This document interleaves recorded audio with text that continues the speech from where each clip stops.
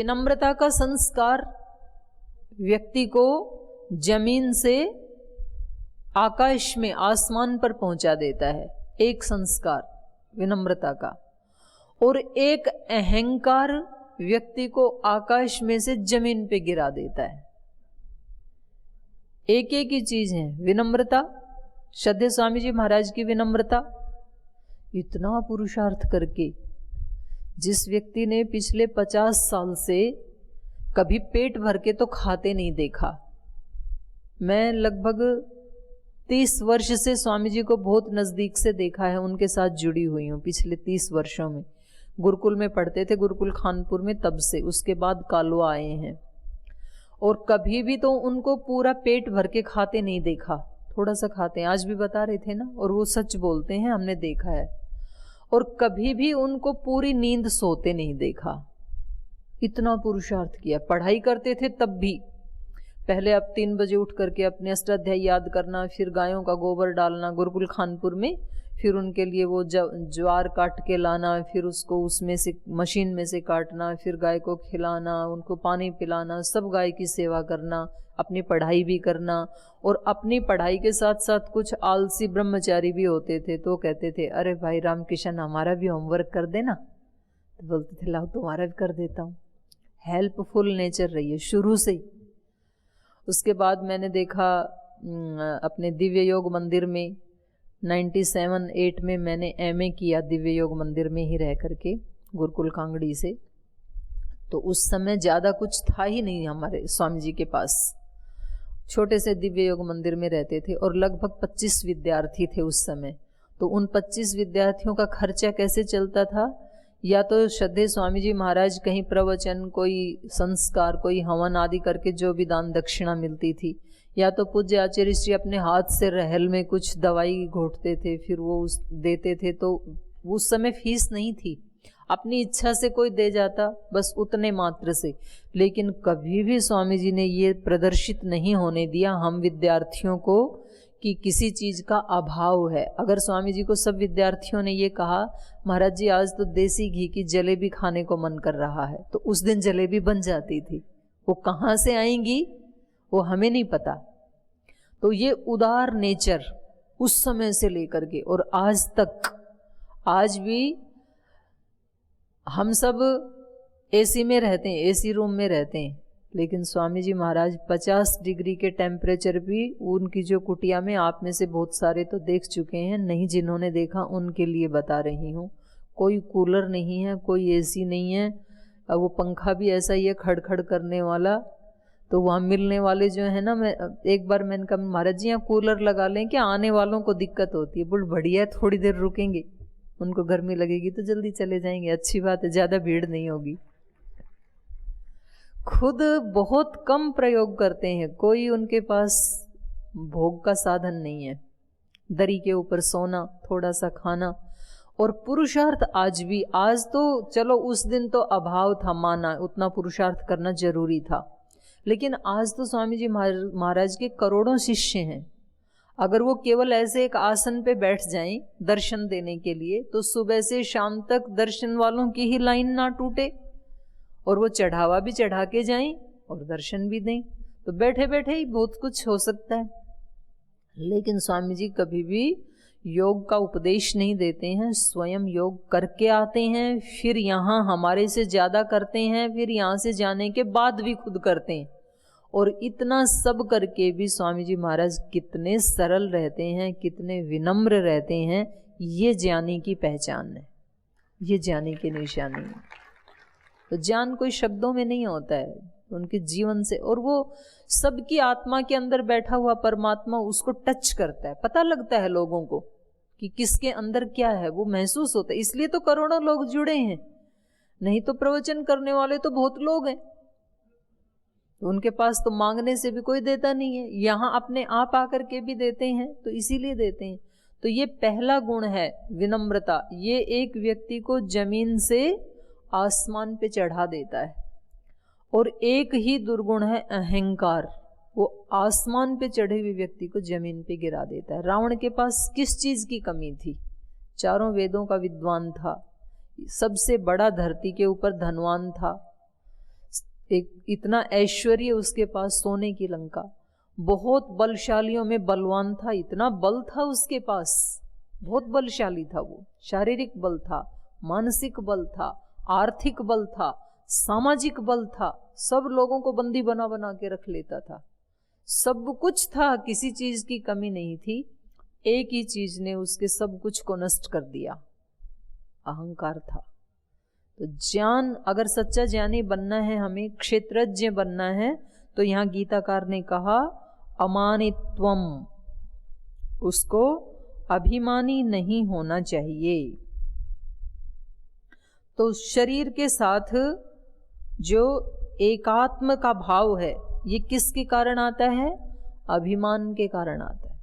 जब हम शरीर को अलग नहीं जानते हैं और आत्मा को अलग नहीं जानते हैं, तब ये अभिमान पैदा होता है।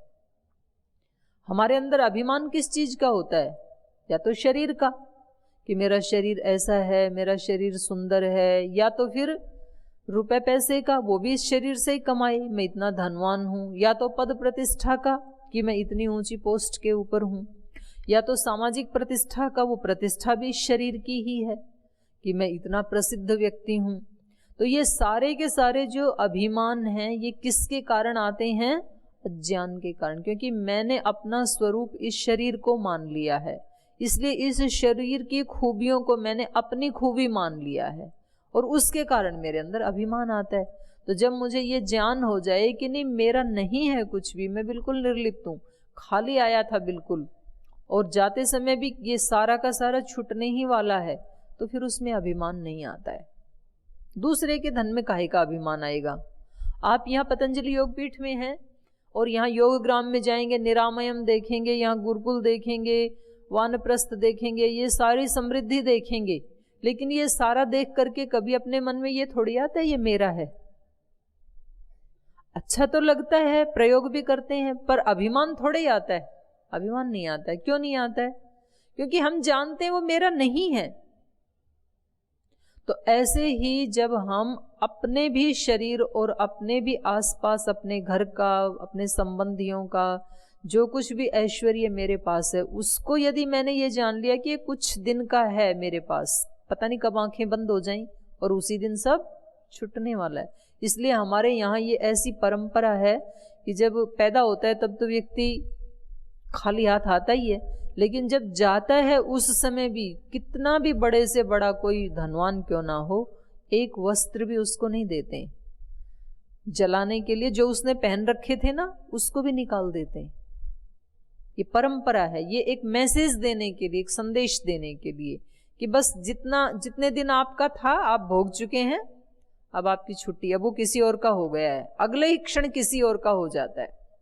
और जन्म के समय जो आपको मिला वो उससे पहले किसी और का था। हमें भी तो ये सारी सृष्टि भरी पूरी मिली है, तो हमारे जाने के बाद जो आएंगे उनको भी ऐसे ही मिलने वाली है।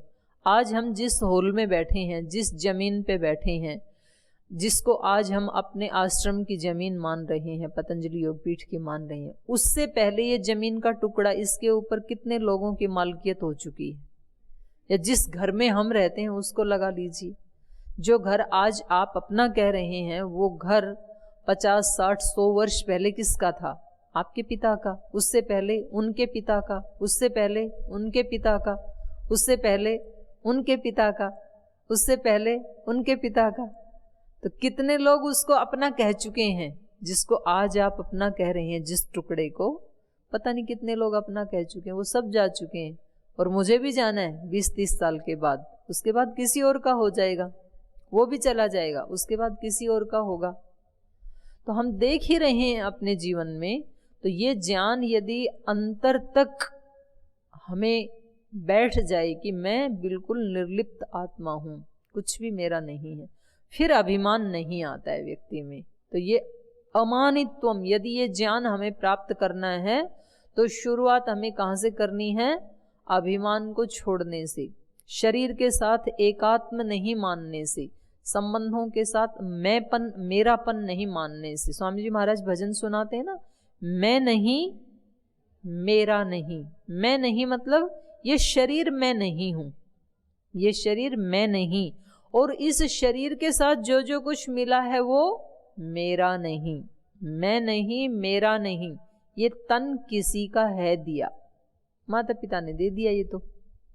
उसके बाद समाज ने, एक व्यक्ति जब बड़ा होता है, ज्ञानी बनता है, विद्वान बनता है, कितने लोगों का पुरुषार्थ उसके पीछे जुड़ा हुआ है।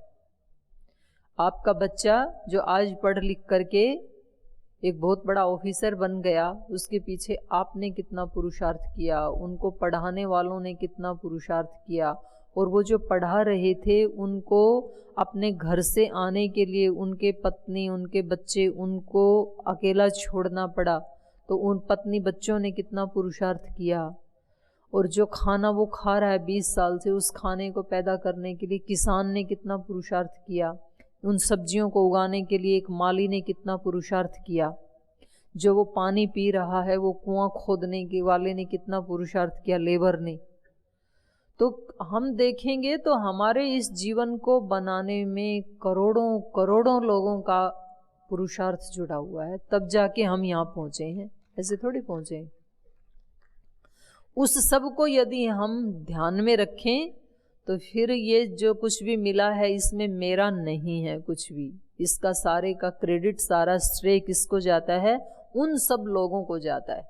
इसलिए महाराज जी हमेशा क्या बोलते हैं, पतंजलि योगपीठ का क्रेडिट किसको है, आप सब लोगों को है, जिन्होंने मिलके बनाया, उन करोड़ों कार्यकर्ताओं को है, उन करोड़ों दानदाताओं को है, उन करोड़ों सद्भाव रखने वाले जिन्होंने दान नहीं दिया लेकिन सद्भाव रखा कि अच्छे काम हो, उनका भी योगदान है, भावनाओं का भी। तो इसलिए यहाँ सबसे पहला गुण बताया अमानित्वम, और दूसरा बताया अदम्भित्वम। दैवी संपद में भी आते हैं ये गुण, और यहाँ ज्ञान की शुरुआत में स्टार्टिंग कैसे हो, ज्ञान आए कैसे, तो सबसे पहले तो विनम्रता धारण करना, उसमें मान नहीं करना चाहिए व्यक्ति को। यदि ज्ञान पाना है तो अभिमानी को ज्ञान नहीं मिलेगा कभी भी। और दूसरा बताया अदम्भित्वम, दंभ। दंभ कहते हैं दिखाना, शो करना, दिखावा करना, तो फिर वो व्यक्ति अंदर से ज्ञान प्राप्त नहीं करता है, कर पाएगा। दंभित्वम, दंभ कहते हैं ना, भाई ये व्यक्ति तो दंभ भर रहा है, भर रहा है मतलब जैसा नहीं है वैसा दिखा रहा है। जैसे स्टेज के ऊपर कोई नाटक करते हैं तो कोई व्यक्ति हनुमान जी का दंभ भरता है, कोई दुर्गा का दंभ भरता है, कोई शिव जी का दंभ भरता है, माने वो शिव जी नहीं है, शिव जी जैसा बन के दिखा रहा है, उसको कहते हैं दंभ। तो जीवन में हम देखते हैं कि कई बार हम जैसे नहीं होते हैं वैसा हम दिखाने की कोशिश करते हैं। संसार में व्यक्ति के पास पैसे ज्यादा नहीं है, फिर भी वो धनवान जैसे कपड़े पहनने की कोशिश करता है। कमाता है 5,000 और मोबाइल खरीद रखा है 50,000 का, 45,000 कर्जा लेकर के ये दिखाना चाहता है कि मैं भी आपसे कम नहीं हूं। जैसा एक धनवान व्यक्ति जूते पहनता है वैसा ही निर्धन व्यक्ति भी जूते खरीद के लाता है दिखाने के लिए। विवाह शादी में आपने देखा होगा, बच्चे भी, महिलाएं भी, पुरुष भी, कि उस व्यक्ति के पास जैसे कपड़े वैसे हमें भी चाहिए। फिर अगले 3-4 महीने कोई बात नहीं, हम थोड़ा कम कम खर्च कर लेंगे, उसको निकाल लेंगे, लेकिन आज तो वैसा चाहिए मेरे को। और वो सब खरीद करके भी हम सबसे टॉप वाले तो बने नहीं, उन्होंने देखा ही नहीं जिनको दिखाने गए थे। क्योंकि जो हम शादी में गए थे तो सब लोग जानते हैं कि हमारी इनकम तो 5,000 ही रुपए है, तो हमने 50,000 का पहना भी, फिर भी किसी ने देखा ही नहीं। तो उस समय बड़ा कष्ट होता है। फिर व्यक्ति अपनी तरफ से ही शुरुआत करता है, क्योंकि मैंने 50,000 का पहना ना, तो आपने तो देखा ही नहीं, तो फिर मैं ही बोलती हूँ कि आपकी साड़ी तो बड़ी अच्छी लग रही है। तो शुरुआत तो हो, कहीं से बोनी तो हो। फिर वो दूसरा कह रहा है हाँ आपकी भी अच्छी लग रही है, हाँ अच्छी लग रही है ना, अब शांति है, 50,000 हो गए सैले। अभी दिखावा करना, दंभित्वम, जो नहीं है उसको दिखाना। हम ज्ञानी नहीं है, हमें नहीं आता है कुछ भी, फिर भी हम इस तरह से अपने आप को प्रदर्शित करते हैं कि दूसरा ये समझे पता नहीं ये कितना विद्वान है, पता नहीं कितनी विदुषी है। ये हमें ज्ञान प्राप्ति करने से हटाता है, दिखाना। ये सब संसार में भी होता है, और ये दूसरे आश्रम में, ब्रह्मचर्य आश्रम में, संन्यास आश्रम में भी होता है। एक व्यक्ति बैठा है ऐसे समाधि लगा करके, और आसपास के लोग आ रहे हैं कि कोई संत आया है, उसने समाधि लगा रखी है, और फिर वो थोड़ा थोड़ा आँख खोल करके देख लेता है, अब तो कोई भी नहीं है, तो फिर अपने उस समय सो जाता है आराम से। फिर थोड़ी आहट सी होती है पैरों की कि कोई तो आ गया है, तो फिर कमर सीधी करके बैठ जाता है कि दूसरे लोग ये देखें मुझे कि मैं बहुत तपस्वी हूं। तो ये क्या है, इसको दंभ कहा है। जो हम नहीं हैं वैसा दिखाना किसी भी दृष्टि से, वैसा शरीर की दृष्टि से दिखाना, कपड़े की दृष्टि से दिखाना, वाणी की दृष्टि से दिखाना, विचार की दृष्टि से दिखाना, फर्जी डिग्री की दृष्टि से दिखाना। जानी नहीं है डिग्री खरीद लाई कहीं से, फिर दिखा रहे हैं देखो हम कितने एजुकेटेड हैं, तो फिर ज्ञान नहीं आएगा उस व्यक्ति, क्योंकि अंदर अंदर तो वही चलता रहेगा ना खलबली। इसलिए जैसे हैं वैसे ही रहें, वो व्यक्ति ज्ञानी होता है।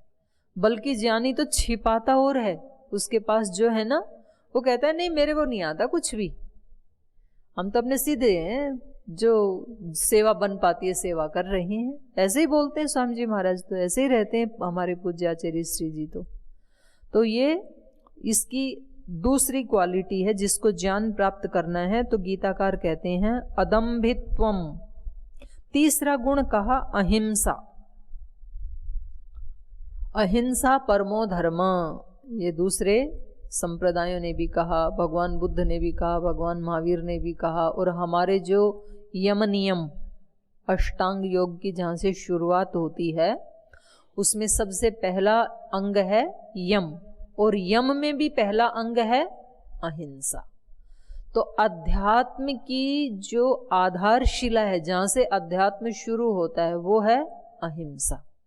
जैसे मकान की एक नींव होती है, उसके ऊपर मकान बनता है, उसके बाद तो फिर आप 5, 10, 15, 20, 25, 30 कितनी भी मंजिलें बनाएं, पर पहले नींव तो स्ट्रांग होनी चाहिए। नींव नहीं है तो कहाँ से मकान बनेंगे। तो आध्यात्मिक जीवन यदि शुरू करना है, यदि आंतरिक ज्ञान पाना है, तात्विक ज्ञान हमें प्राप्त करना है, तो उसकी शुरुआत कहाँ से हो, उसका आधार क्या है, उसकी नींव क्या है। तो सब ऋषियों ने एक तरफ से एक ही बात कही, अहिंसा। बुद्ध ने भी वही कहा, महावीर ने भी वही कहा, ऋषियों ने भी वही कहा, पतंजलि ऋषि ने भी वही कहा, गुरु नानक देव जी ने भी वही कहा, निर्वैर निर्भोग। वहां से शुरुआत, वैर नहीं करना, किसी को दुख नहीं देना। तो अहिंसा का मतलब क्या है, हमारे किसी भी कर्म से दूसरे को कष्ट ना हो और हमें भी कष्ट ना हो, दोनों बातें हैं। दूसरे को भी दुख नहीं देना अपने किसी कर्म से, और खुद को भी कष्ट नहीं देना, नहीं तो व्यक्ति अपनी भी हिंसा करता रहता है। तो योग दर्शन में जो हिंसा बताई, वो वहां पर 81 प्रकार की हिंसा बताई है। लोभ, क्रोध, मोह पूर्वक, लोभ से हिंसा करते हैं हम। जब हमारे मन में लोभ होता है कि ये चीज मेरे पास आई, तो हम किसी व्यक्ति को कष्ट दे करके भी उसको लाना चाहते हैं, लोभ पूर्वक। और क्रोध पूर्वक, कभी कभी हमें गुस्सा आता है तो कभी हम किसी को वाणी से कुछ ऐसा बोल देते हैं, या तो हम उसकी पिटाई कर देते हैं, या तो हम उसके बारे में किसी दूसरे को कुछ उसका अपमान कर देते हैं। तो कुछ तो कर देते हैं हम, जब हमें गुस्सा आता है तो दूसरे को कष्ट पहुंचा देते हैं। और कभी दूसरे को तो नहीं पहुंचाते, अपने आप को बहुत पहुंचा देते हैं। दूसरे को तो बोला नहीं वाणी से, लेकिन अपने अंदर सब जल भुन के रख दिया हमने। तो लोभ पूर्वक, क्रोध पूर्वक, लोभ, क्रोध, मोह पूर्वक का, मोह के कारण भी हिंसा करते हैं। मुझे पता है कि इस स्कूल में एडमिशन होना है और 3 ही सीट हैं, उसमें 2 ऑलरेडी भर चुकी हैं, अब 1 सीट बची है खाली, उसमें मेरा बच्चा भी है, एक गरीब का बच्चा भी है। लेकिन गरीब का जो बच्चा है उसके मार्क्स बहुत अच्छे हैं, मेरे वाले का 1 मार्क कम है उससे, तो मैं कितने भी डोनेशन दे करके, पैसे दे करके अपने वाले का एडमिशन करवाना चाहता हूँ। तो जब मेरे वाले का एडमिशन होगा तो उसको तो कष्ट होगा ही ना, वो बेचारा रह जाएगा। तो ये कैसी हिंसा है, मोह पूर्वक। मुझे मोह है अपने बच्चे से, तो मेरे वाले को ही सीट मिलनी चाहिए। तो हम ऐसे मोह पूर्वक, आप कहीं यात्रा करते हैं और वहाँ पर ट्रेन में स्थान इतना ही है कि जहाँ 2 व्यक्ति बैठ सकते हैं, एक व्यक्ति पहले से ही वहाँ बैठा हुआ है, तो हम क्या चाहते हैं कि आप थोड़े हटो, मेरा बच्चा यहाँ बैठ जाए, मेरा पति यहाँ बैठ जाए, मेरा सहेली यहाँ बैठ जाए, उसको बिठाना चाहते हैं, दूसरे को हटाना चाहते हैं। फिर भाई साहब आप थोड़े उधर बैठ जाओ ना। वो कभी कभी तो बैठ जाते हैं, कभी वो भी कहते हैं मैं तो नहीं बैठूंगा, लेकिन तो हमारे अंदर अंदर से उसके लिए दुर्भावनाएं निकलती हैं, कितना बुरा आदमी है, कहने से सीट नहीं दे रहा है, मेरा बेटा खड़ा है, वो भी तो किसी का बेटा ही है जो बैठा है। इसलिए हम पतंजलि ऋषि कहते हैं लोभ पूर्वक, क्रोध पूर्वक, मोह पूर्वक, और उसमें भी फिर 3 क्वालिटी हैं, मृदु, मध्य, अधिमात्र। मृदु मतलब सॉफ्ट सॉफ्ट, थोड़ी थोड़ी हिंसा करते हैं, ज्यादा नहीं करते हैं, थोड़ा थोड़ा तो बोल देते हैं, चुगली कर देते हैं, निंदा कर देते हैं, पर इतनी ज्यादा नहीं करते कि झगड़े ही हो जाएं। तो ये है मृदु हिंसा। मृदु लोभ, मृदु क्रोध और मृदु मोह। थोड़ा थोड़ा बोल, थोड़ा थोड़ा तो चलता ही है, थोड़ा थोड़ा तो गुस्सा भी करना पड़ता है, थोड़ा तो मोह भी रखना पड़ता है, थोड़ा तो लोभ भी रखना पड़ता है, तो इतना इतना तो देना ही पड़ता है। मृदु मध्य, मध्यम कोटि का, उससे थोड़ा सा ज्यादा। किसी किसी में बहुत कम होती हैं ये चीजें, किसी में थोड़ी सी ज्यादा होती हैं। और तीसरा है अधिमात्र। अधिमात्र मतलब तीव्र, वो तो बड़ा खतरनाक होता है। तीव्र क्रोध, तीव्र लोभ, तीव्र मोह। अभी कुछ दिन पहले ही मैं उस पे टीवी पे, एक दिन, मैं तो कभी टीवी देखती नहीं हूँ, मुझे इच्छा भी नहीं होती है, ऐसे ही एक दिन ना महाराज जी का कार्यक्रम आना था, तो उससे पहले मैंने वो लगाया न्यूज चैनल, तो यहीं की गुड़गांव या दिल्ली की घटना है, एक बच्चे ने अपने पिता का ही मर्डर कर दिया संपत्ति के लिए। हाय राम। तो ये क्या है? तीव्र लोभ, अधिमात्र लोभ। इतना लोभ तेरा ही होना है पिता के बाद वो सारी संपत्ति, लेकिन उसको इतनी भी तसल्ली नहीं है, आज ही चाहिए उसको। तो तीव्र लोभ में, तीव्र क्रोध में, कभी इतना क्रोध आता है कि व्यक्ति को ये होश ही नहीं रहता है, उसके हाथ में जो है वो उठा के मारता है दूसरे को, और उसके बाद पुलिस पकड़ के ले जाती है, उम्र कैद हो जाती है फिर, और फिर वहां जाकर के उसको होश आता है कि मेरे से तो गलती हो गई। तो पहले महाराज जी भेजते थे जेल में योग सिखाने के लिए, तो जो जेल में जो कैदी होते हैं वो बताते थे कि जी बस एक दिन थोड़ा सा गुस्सा आया और मैंने ऐसे बोल दिया, गुस्सा आया, मेरा भी दिमाग खराब हो गया, मैंने ऐसे मार दिया। तो तीव्र लोभ, तीव्र क्रोध, तीव्र मोह।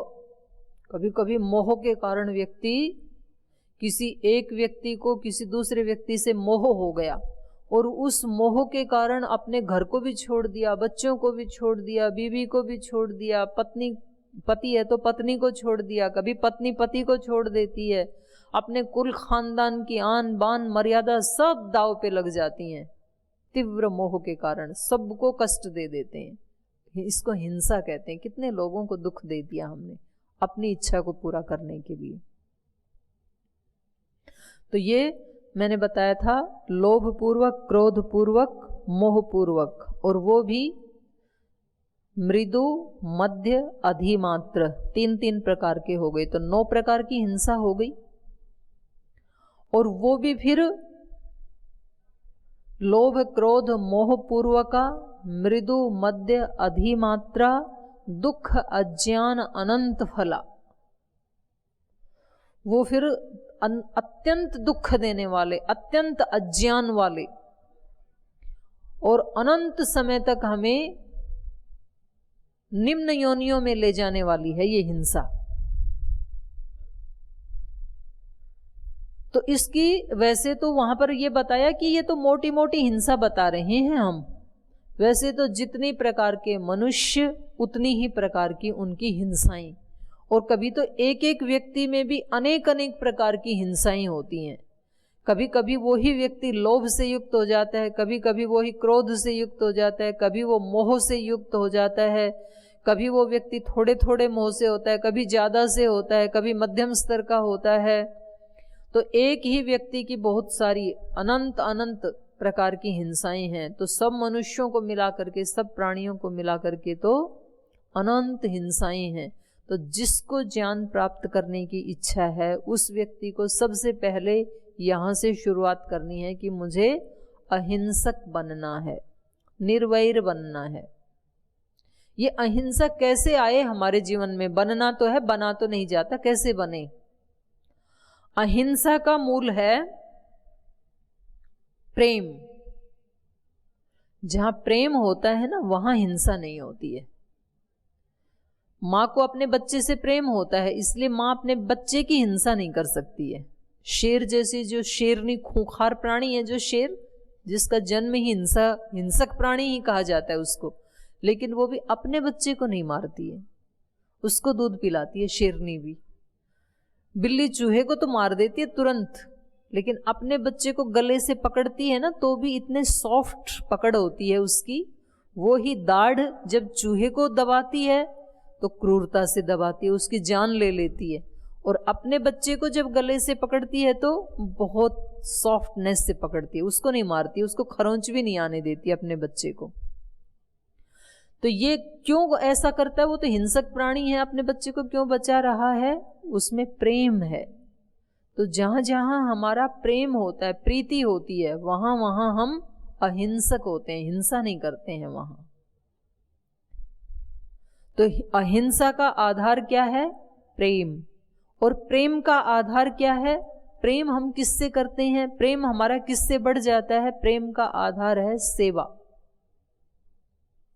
जो कोई हमारी सेवा करता है या हम जिसकी सेवा करते हैं, उससे हमारी प्रीति हो जाती है, प्रेम बढ़ जाता है हमारा। बच्चा मां से प्रेम क्यों करता है? क्योंकि मां सेवा करती है बच्चे की। अपने मालिक से प्रीति क्यों हो जाती है? गुरु से प्रीति क्यों हो जाती है? गुरु हमारी सेवा कर रहे हैं, हम गुरु की सेवा करते हैं, इसलिए प्रीति हो जाती है। तो सेवा से प्रीति बढ़ती है। तो प्रेम का भी आधार क्या है? सेवा।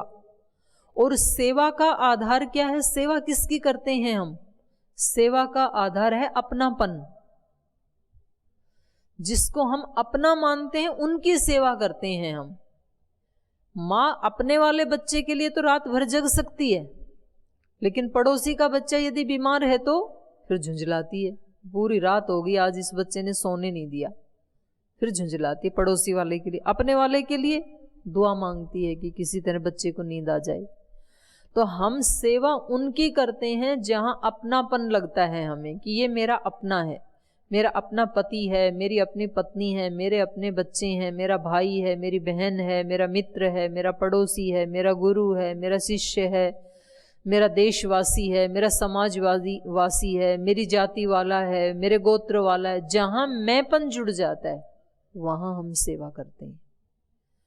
और ये ही ज्ञान है, ज्ञान भी यहीं से होता है, जो सब लोगों में अपने ही स्वरूप को देखता है। यस्तु सर्वाणि भूतानि आत्मनि एव अभूत विजानत। जो सब प्राणियों में अपनी ही आत्मा को देखता है कि जैसे मैं आत्मा हूं वैसी ही आत्मा इसमें भी है, तो फिर वो व्यक्ति उसकी हिंसा नहीं कर सकता है। फिर वो उस व्यक्ति से, क्योंकि मैंपन आ गया ना, मैंपन आ गया तो किसकी? मेरा ही है वो भी। जिसने घर में मुझे कष्ट दे दिया, पति पत्नी का कितनी बार झगड़ा हो जाता है, लेकिन फिर भी दोनों साथ साथ रहते हैं। उनको कही कि कल तो झगड़ा हो गया था, आपका तो संन्यास ले लो ना, छोड़ो ऐसी पत्नी को। बोलती कोई बात नहीं, झगड़ा हो गया है तो अपनी ही, उसमें अपनापन लगता है। पत्नी को बोले कि ये आपके पति रोज आपको डांटते रहते हैं, अपमान करते हैं, झगड़ा करते हैं, आओ ना आप हमारे पास। बोल जी अपने ही है, कोई बात नहीं, डांट दिया तो वहां अपनापन जहां होता है वहां हम हानि नहीं करते हैं। कितना सहते हैं अपने घर में, अपने बच्चों को कितना सहते हैं, अपने माता पिता को, अपने पति पत्नी को, मित्रों को। जहां अपनापन होता है वहां हम बड़े से बड़े संघर्ष को सह जाते हैं, क्योंकि वो मेरा है, अपना है। जीभ कभी कभी दांतों के बीच में आ जाती है और कट जाती है।